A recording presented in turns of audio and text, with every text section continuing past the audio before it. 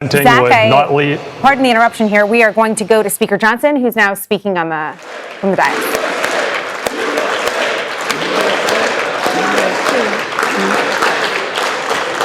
Without objection. The Republicans just passed the death bill, not counting pro-war or pro-racist laws. The Republicans alone just passed one of the most dangerous bills in U.S. history. The vote came down to 218 yeses to 214 noes. All 218 yes votes were Republican, and all 214 no votes were Democrats, with 2 Republicans joining the Democrats. Why did the Republicans pass it so quickly? The Trump regime and Republicans passed this bill with lightning speed because they knew that if more and more Americans knew about the bill, they would get public backlash. Only 48% of Americans heard of this bill. The majority, 52%, did not. And of those 48% who knew about the bill, only 8% knew about the cuts to Medicaid. And those Americans who knew about the bill hated it. A poll came out that this death bill was the most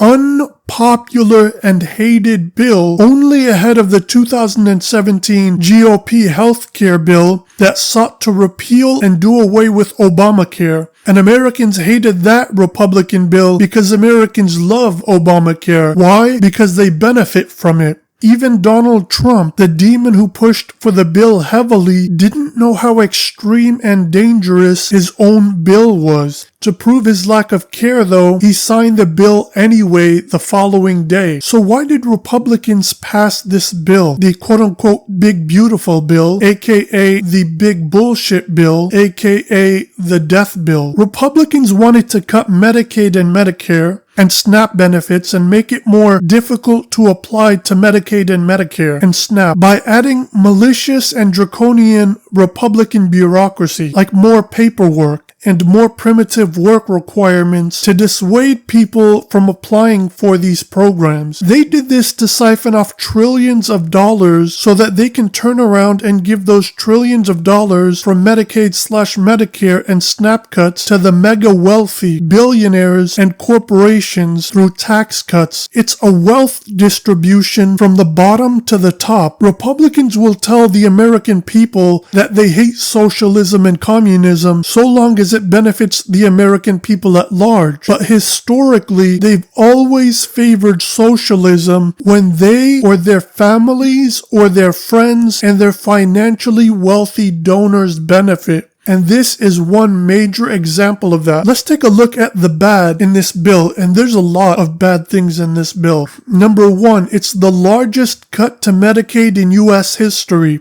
Approximately 17 million Americans in the next decade are going to get cut from Medicaid and its program. And this will have ramifications too. This will create a quote-unquote hospital apocalypse, as David Dayen has said, including in underserved areas like in rural America. Massive harm because, we talk about ICE and obviously that's terrible. And we talk about the tax cuts, which would, expand inequality even more. The Medicaid cuts in this bill would probably lead to the closure of hundreds of hospitals across the United States. In rural areas, in areas that are already underserved. But just to be clear, when you close a hospital in a rural area, it affects all the other hospitals around there because that's where those patients are going to go. And you're going to increase crowding and you're going to strain the finances because a lot of that care is going to be uncompensated. The projection is that 12 million people will lose Medicaid coverage as a result of this bill. Most of those people are very poor and have no other option in terms of medical coverage. They can't buy insurance on the open market. They don't have the money. So you're going to get much more uncompensated care, and that's going to strain more hospitals who will not be able to afford that.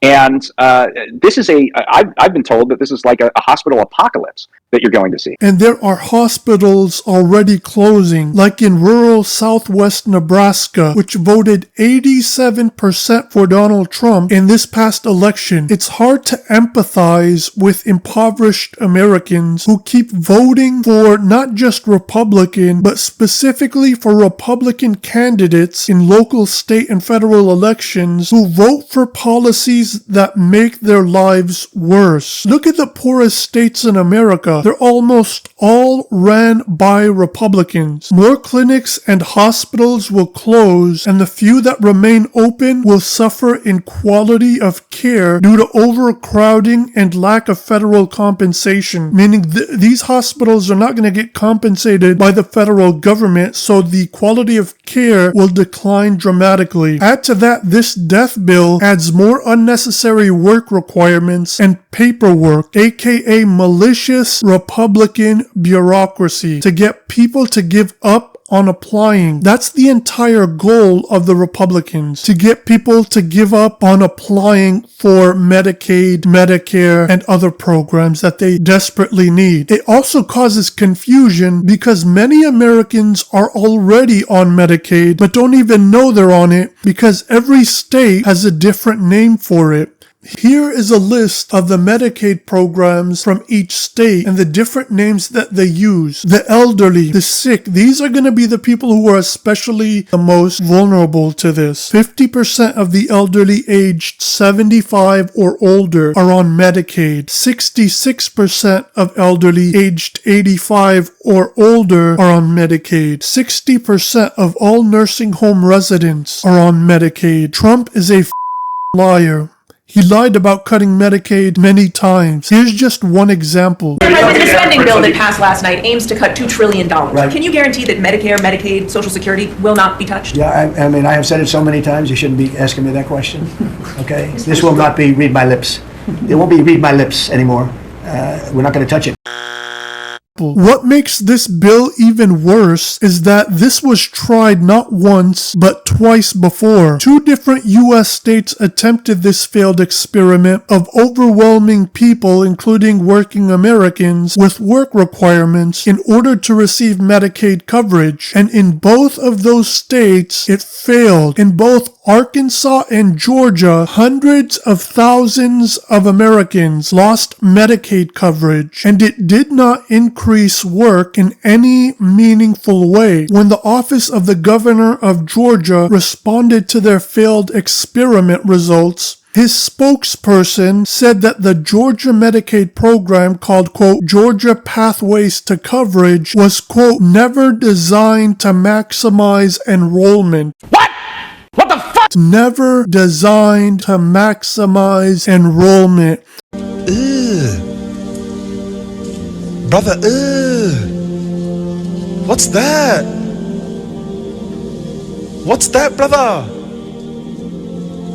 And these are the people that Americans vote into office instead of voting out of office. And yet the Trump regime took those 2 failed experiment results and nationalized the entire program of Medicaid. Number 2, it's the largest cut to SNAP/food stamps in U.S. history. Just like the Medicaid/Medicare program, this bill also adds more unnecessary work requirements and paperwork, including malicious Republican bureaucracy, to get people to give up on applying to these programs. And the vast majority of people who apply to these programs, whether it's Medicaid/Medicare or SNAP/food stamps, are desperately needing these programs. This will also collapse the food bank system because more Americans are going to turn to them because they're not getting the limited amount of food stamps and SNAP, which wasn't that much to begin with. And that's just that part of it. Then you go to the food stamp part and cutting the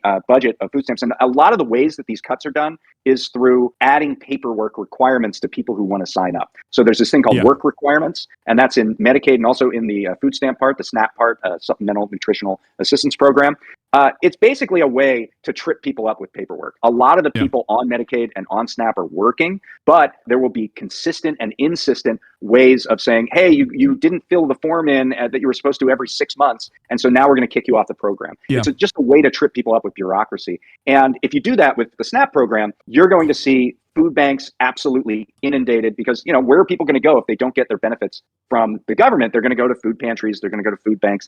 And this could be the collapse of the food bank system in the United States, which is sadly enough, very important to keeping people fed in this country. So you just go down the line with this bill and you're essentially taking food and medicine and all sorts of other things away from the most vulnerable people in order to give billionaires tax cuts and to give the private and public Gestapo of this country the ability to wage more terror throughout the population. The third negative part of this bill is that it extends the Trump tax cuts from Trump's first term for 10 years and makes them permanent after that. Trump's former university, the Wharton School of the University of Pennsylvania, came out and estimated that the Senate passed reconciliation bill increases primary deficits by $3.1 trillion over 10 years. The dynamic cost, including changes to the economy, is larger at $3.5 trillion, and the GDP is going to fall by 0.3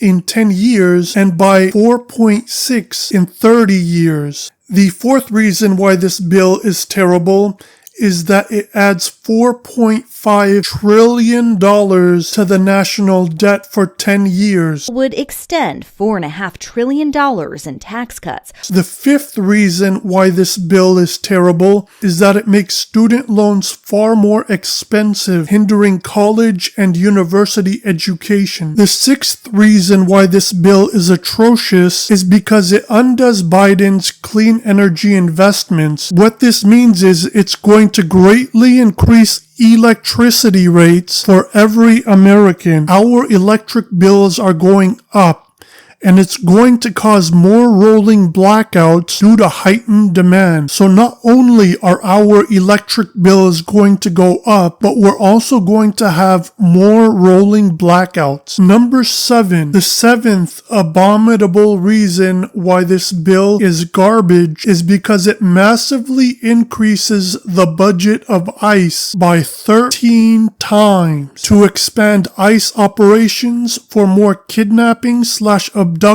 by masked men of your neighbors, your family members, your friends, co-workers, and so on. And previous administrations already went after the very few and limited number of criminals. 65% of people taken by ICE had no convictions, 0.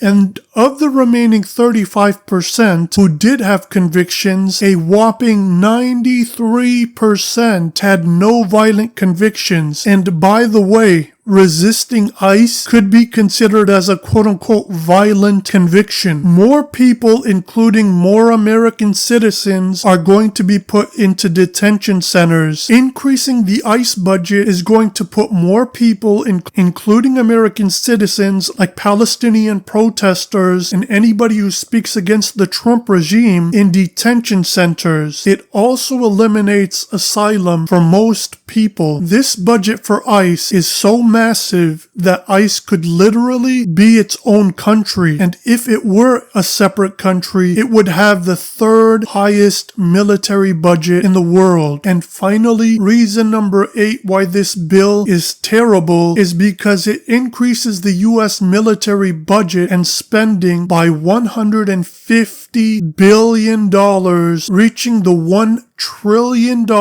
a year. That's every year. The US is going to spend $1 trillion a year on its military while its people are homeless, without medical insurance like Medicaid, and without SNAP/food stamps to eat. Those are 8 examples of why this bill is dangerous. Even the one good thing about this bill is dreadful. The no taxes on tips is temporary.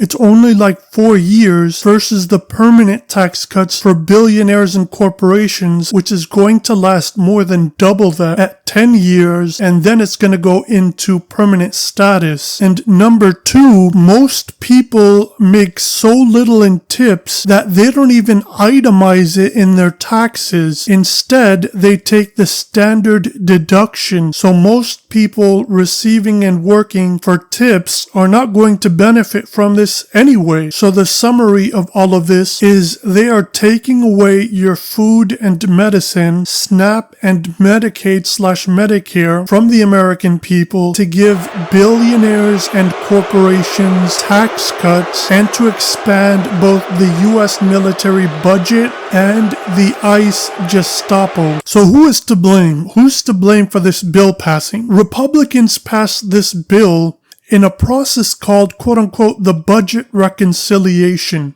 Once a year, the party in power, in this case the Republicans, are able to pass a massive agenda bill like this that deals with taxes and spending without needing even one vote from the opposition party, like in this case where they didn't need a single Democrat vote in the House of Representatives. Double-dealing Republicans like the quote-unquote Freedom Caucus or the quote-unquote Tea Party movement, or other Republicans like Alaska's Murkowski and Missouri's Josh Hawley made side deals to temporarily shield their constituents from the negative and ill effects of the Trump regime's bill at the expense of the whole country, and whose constituents won't be shielded for long after the temporary period is over. Here are fake Christian Republicans praying in a circle for the passage of this bill that cuts Medicaid/Medicare and SNAP/food stamps for the sick, the elderly, and the financially poor, the needy, while at the same time increasing ICE funding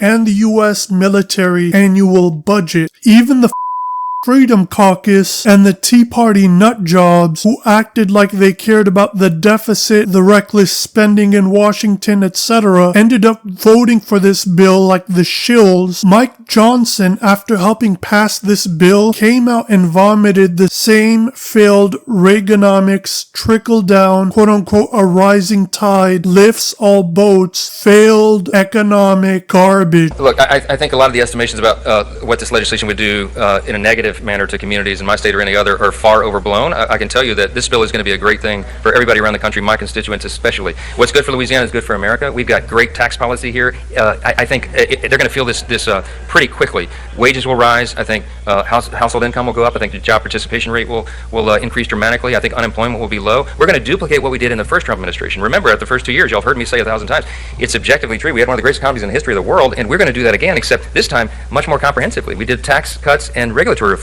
and that brought about a resurgence of the U.S. economy. That's what's going to happen here. It's about to happen on steroids, and we can't wait for that to happen. This is jet fuel for the economy, and all boats are going to rise. And Democrats are also to blame. Democrats who, like Hakeem Jeffries, Richie Torres, Chuck Schumer, and others, used the time to go after Zohran Mamdani and the BS allegation of anti-Semitism instead of using their TV appearances to fiercely oppose this dangerous bill. This is what the inept Democrats were able to accomplish, and it's not something that you should be proud of. Please like, comment, and subscribe. This took so many hours to put together. Thank you.